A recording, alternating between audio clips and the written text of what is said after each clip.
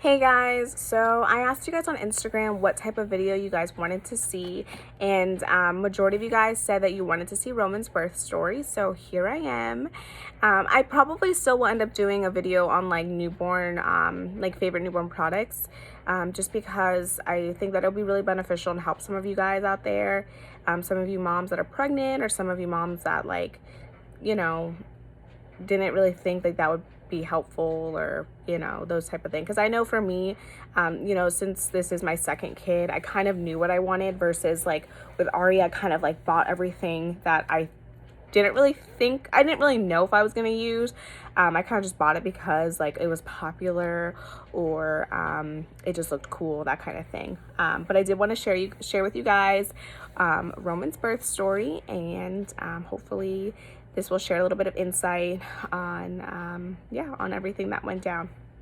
So let me kind of backtrack to my pregnancy. With both Aria and Roman, I had a condition called cholestasis. And cholestasis is basically where the liver enzymes, like the bile in your liver, do not basically go to your gallbladder, which I guess is beneficial for you, and that's what it's supposed to do. And so it kind of creates like a blockage. And so the main symptom that a lot of women experience, and the main symptom that I had, was severe itchiness. I mean, like itchiness to a point where it would keep me up at night. I would cry because, I was in such pain. Like it was really bad. And the crazy thing is with Roman, I had told my doctor, I think around like 34 weeks, and it had just started developing. I remember like it wasn't that severe, and I just started itching, and I told her, I was like, hey, like I'm a little itchy. This might be the same thing that I had with Aria. And so she did the blood work, and she basically said that everything came back normal, that I didn't have it. Well, another like week or two goes by, and the itchiness is getting so severe that, again, it would keep me up at night. I would cry because it was so bad. And that's the thing with cholestasis, with the itchiness, it primarily happens and occurs more at night than versus during the day. I remember the only thing I could do for like comfort, or for like, for it to soothe me or whatever, would be like taking really hot showers, really hot baths. That was like the only thing that would help. And even after that, like I would be cool, I would be good. And then again, I would start like with the severe itching. It was terrible. I do not wish that on my worst enemy. Like it was so bad. I hated it. So again, I told the doctor, I think I was around 35 weeks pregnant, that I needed, that I'm like 80% sure I have it, and if we could do the blood work again. The scary thing with cholestasis is that more than likely your baby will be induced. You'll be induced, and your baby will arrive early. Sometimes a month early, sometimes it's 2 months early, sometimes it's just like 2 weeks early. The reason being is because with cholestasis, if you do wait full term, one of the unfortunate things with this condition is that you're more likely to give birth to a stillborn baby, which is why they induce you, because they want you and your baby to be healthy. And so of course, I had went through this with Aria, and when I went through with Aria, I didn't really know much about it. And so that was already traumatizing with him. I kind of knew, and I knew this is exactly what I had. So once the doctor, she heard me out, and she did do the blood work, of course, ding, ding, ding, I was right. I had cholestasis. So the doctor basically told me, okay, now the next step is that you'll be induced, and you'll be induced at, I think she said 38 weeks pregnant. So only, 2 weeks before his scheduled, like due date. Not scheduled, but like estimated due date. My estimated due date was supposed to be December 2nd, and Roman came on November 8th. So he was 1 month early.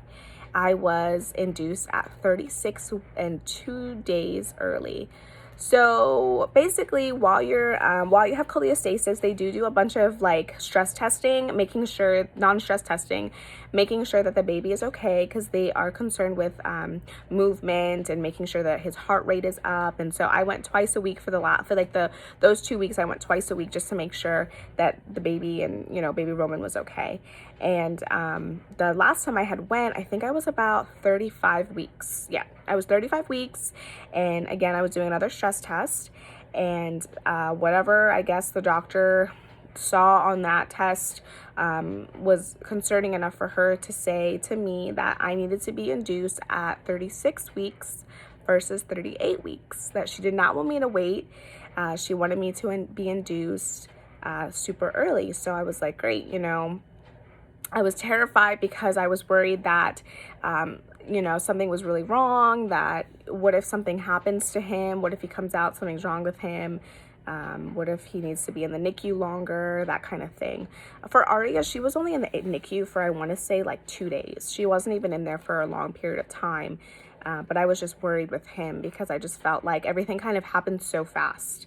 And I was scared, honestly. That's like the scariest thing for me. Pregnancy wasn't that scary. It was more of the, sorry, I'm trying to fix the phone. It was more of, I was more scared of like the labor and the delivery versus anything else. So basically, I was induced at 36 weeks and 2 days. And let me look at my calendar. I have my calendar here because I want to like refer back to the dates to make sure that I am as right as can be. I mean, again, Roman is 2 months and I'm kind of going off of this stuff by memory, so please bear with me. I'm trying to remember everything that kind of happened and went down. Okay, that's right. So I was induced on Monday the 4th at around 8 p.m. So basically 8 o'clock, I went to the hospital. I said, hey, I'm here to be induced. And they got me set up in the room. Everything kind of went quick. Like, they got me set up in the room. They were like, okay, here's your gown. Normally, like, you'd have to wait a little bit, but this time I didn't have to. And so the game plan was, from there just to wait to see when baby Roman was going to come.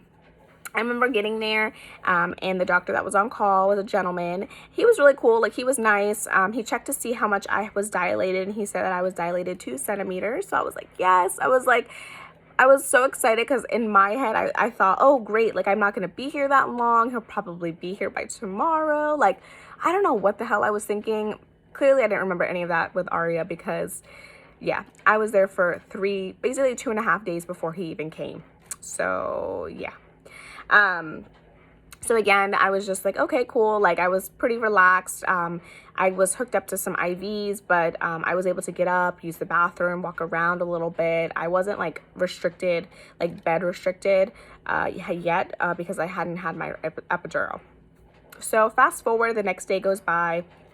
And again, I've only gone from 2 centimeters to about, I want to say 4 centimeters within that full day, like within about like 10, 11 hours. At that point, it was a different doctor, and she came in and she's like, hey, like, at 4 centimeters, and what we're going to do is we're going to go ahead and break your water and see if that kind of speeds up the process.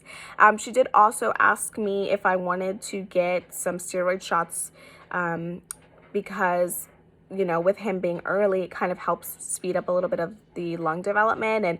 And no one had told me that prior. So I was like, okay, yeah, of course. I want to get that done to make sure that he's okay when he comes out. So that's kind of what happened. I was like 4 centimeters forever, I feel like. And, I'm just kind of hanging out, and my water's broken, and everything is still kind of just at a standstill. I remember thinking, like, I was so ready to go. I wanted him to be here. I was over it. Like, I hated that part of the hospital. I felt nothing. I felt normal. I was just fine. Like, I was hungry and grumpy a little bit, and then that was it. Like, I was just like ready for him to come. Well, fast forward. So that was Wednesday the 6th. That whole kind of day goes by. I'm still progressing really, really slow. The doctor's basically telling me, we're just going to kind of wait it out. We've already broke your water. You're still kind of, I would think at that point I was like at 5 centimeters. Everything was going so slow. I was kind of over it.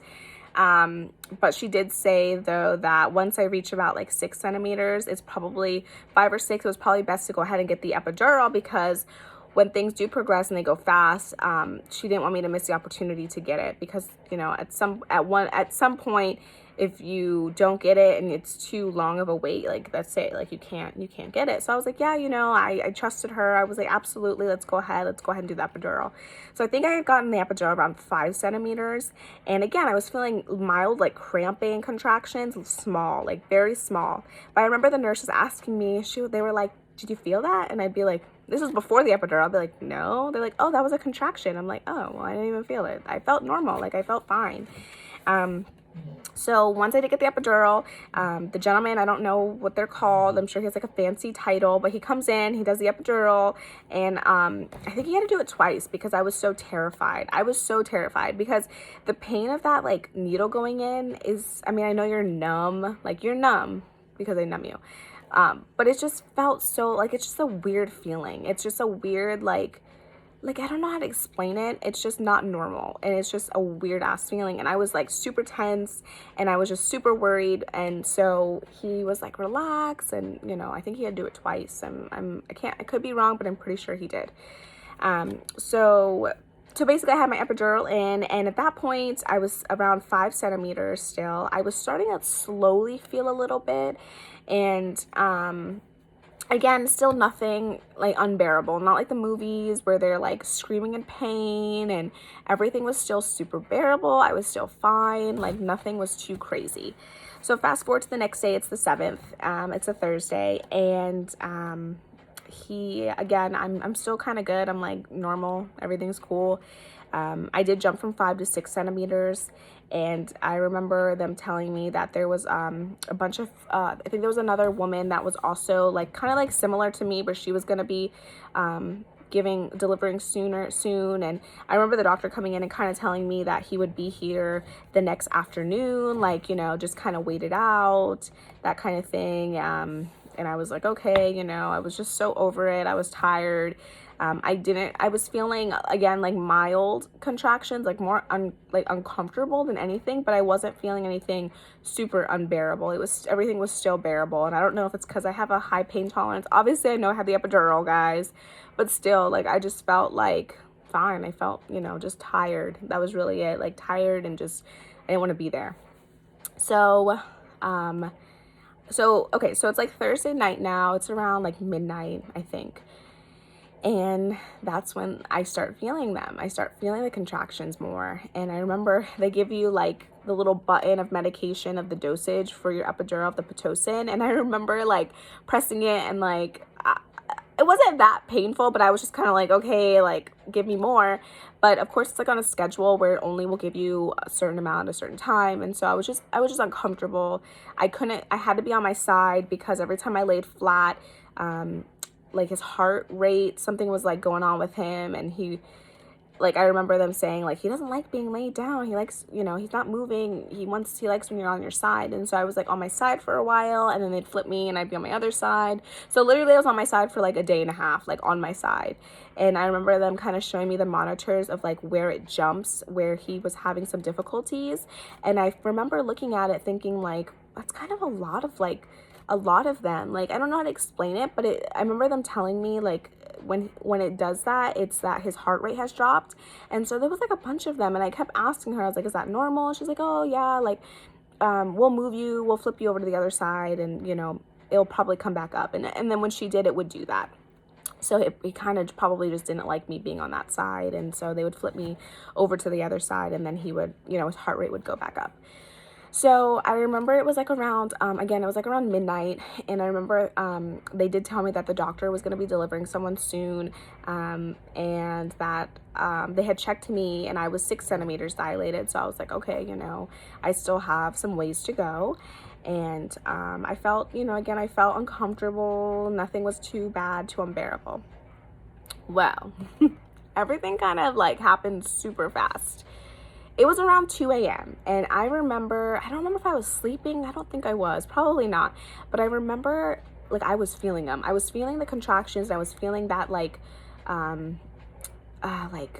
guess like tightness. And women's bodies are super amazing, where to me it felt like at a certain point I had to push. Like I remember telling the nurse, it was around, I don't even remember. It was like 2 something. And I remember telling her, because she came in, I remember telling her, like, look, I gotta push. Like, I can't not push. And I remember her telling me that that the doctor was delivering another woman's baby. And so I'm like freaking out in my head. I'm like, damn, this nurse is about to deliver my baby. Like, she was getting ready too. Like, she was like, okay, getting stuff on, because even she was like, I might be delivering your baby. Well, I don't know, like, if they had told the doctor and she came rushing over. I have no idea. But in that time frame, the doctor came over and she was like, how are you feeling? And I was telling her, like, oh, he's here. Like, I gotta push. And I remember the nurse looking down at that time, and she even saw his head. And so I was ready. I was ready to push. And within about 10 minutes of pushing, yep, he was here. And I remember the difference between Aria and Roman. Aria, you know, of course, when you have your first child, you have no idea what to experience. You have no idea what to expect. And with her, I think I was in panic mode, and I kind of just pushed really hard and didn't breathe and didn't think about it. And I tore a lot with her, and she was only 5 pounds. Well, the difference between Roman is I didn't want to tear, because to me, honestly, that was like the most painful out of the entire labor experience or anything, was that recovery of like when you tear and they have to stitch you up, and oh my God, it was so bad. So in my head, I really didn't want that to happen again. I was like telling myself, while like the nurses are guiding me to push, that I really needed to slow down and breathe and close my eyes and just kind of go to that happy place. And that's kind of what I did. I remember closing my eyes. I remember like pushing, kind of like, I wasn't rushing. I was like going with my body, kind of listening to my body and what it was trying to tell me, and not freaking out. And I remember the nurse like telling me, like, she's like, oh my gosh, like, come on, mama, like, we're so proud of you. Like, you're doing a great job, and, you know, all this stuff. And Raul's over here, like, encouraging me, like, you're doing great, like, you know, just keep pushing and don't stop, and, you know, you can do this. And I swear, like, stuff like that really does help you. Like, with when you have support there, and when the nurses are so, like, supportive. These are postpartum hormones, okay? Like, trust me, I'm not like super emotional, but just thinking back to like one of the happiest days of my life, just, yeah. So hold on a second, let me get myself together. Okay. So again, the nurses are telling me, the doctor's so encouraging, like, everyone's like, you got this, like, come on, let's push.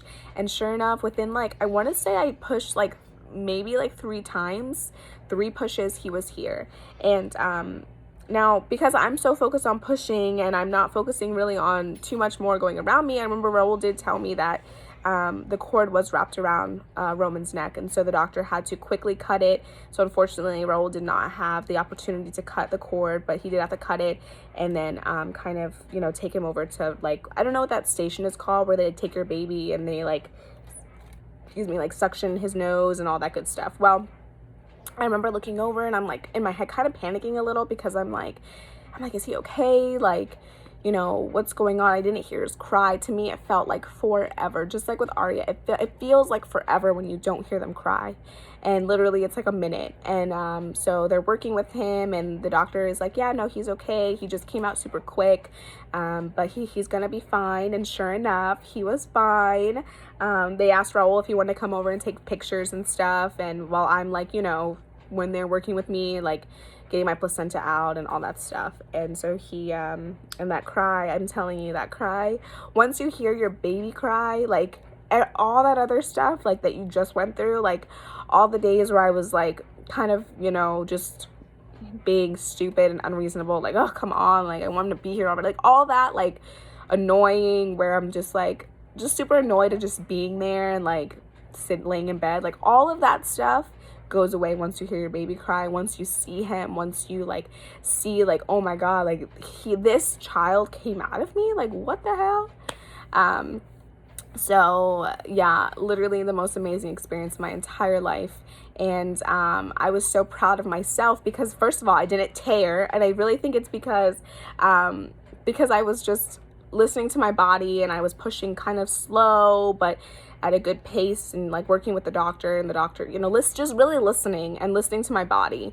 And yeah, so that is Roman's birth story. He was born at 2:34 in the morning on November 8th. I was in full labor for about 2.5 days, which literally was so annoying, but you know, in the end, he is healthy. He was 7 pounds, 4 ounces. He is such an amazing baby, and I swear, like, just having an opportunity to give birth and go through all of that is one of just the most amazing, like, experiences us as women have. And I was over the moon. I was so happy, and he did not have to spend any time in the NICU. He was a big baby. Like, they even told me, they were like, wow, if you would have went to 40 weeks, because I was 36 when I had delivered, if you would have went to 40 weeks, there's no way you would have pushed him out. You probably would have had a C-section. You probably would have been like 10 pounds. So I'm glad that my body was able to, I was able to give birth to him naturally, and I didn't have to have a C-section, because that was my other fears, thinking like, oh my God, like I'm gonna have to have a C-section because he's gonna be too big, like there's gonna be something wrong, you know, all this stuff goes through your head before you even know what's really going to happen. But yeah, that was it. And we stayed in the hospital for a total of, I want to say 2 to 3 days after. I remember because, they were a little concerned with, they thought maybe he had, I don't know, I can't remember if it was his blood pressure. Oh, it was his sugar level. I remember. Okay. Because of his sugars were a little bit low, so we did have to stay in the hospital an extra day. Like, I technically was discharged, but obviously I was still with him, but they were just monitoring his blood sugar levels. And at that point, after that, he was fine. We took him home the next day. It was a Sunday when we went home. So we were in the hospital for about a full week. And once we went home, we took him to his appointment the next day, that Monday. The doctor said that he was a little bit yellow, like a little on the yellow side. They did some blood work though, and they determined that he was not jaundice and that he was fine. And since then, he's been good to go. He's such a happy, well, he's a really good baby. I say happy because he looks around. He doesn't smile though. Like, that's the one thing we keep trying to get him to do, is just smile. He always looks so grumpy. But he just, overall, he's so amazing. He literally, as corny as it is, was like the missing piece I needed. Aria and him, in the beginning it was rough. She did not want to be around him. She did not like him. But it took her a little bit to come around, but now she loves him. She's obsessed with him. She will not leave him alone. And she's so cute. Because I always call him like Sunshine, or I'm like, good morning, Sunshine. And so she'll say, good morning, Sunshine, or Sunshine, or like, it's just super cute. And it's amazing, like, seeing your older kids with like your younger kids. And I'm just super excited to watch them grow together. I hope that they'll be best of friends, and Aria's just obsessed with him. And yeah, so that is my birth story, guys. Nothing too super crazy. I mean, I did have a couple of scares. During my pregnancy, I had some early contractions, but overall, he was healthy. He came out perfectly fine. And I'm just so happy that he's here. And yeah. So I hope you guys like this video. I wanted to try something a little bit different, because I always do it in like the Instagram stories, and I feel like I talk too much, so this is probably better if I do it as like a Instagram, what do they call it? Instagram TV? I don't know. Okay, guys, I have no idea. I just thought this would be cool for you guys to hear about it. And if you guys did like this, like me talking and doing this, let me know, please, because your feedback really helps me and kind of motivates me to keep doing this stuff. And yeah, so I hope you guys liked it, and I will be doing other videos in the future. I want to start like a mommy series, and not just for moms, and not just for, like, you know, there's so much more of our identities than just being a mom. But I love being a mom, and so that's kind of what I relate to, of course. So I want to do more mom videos, but also other stuff too, just like women, like empowerment things, and just you know, kind of like chit chat stuff with you guys, telling you guys my opinions and my experiences with things. But yeah, I hope you guys like this video, and yeah. And now I am going to go drink some coffee because I don't know what the hell, why, but I have a huge headache, probably because I haven't had any coffee yet. So see you guys later. Bye.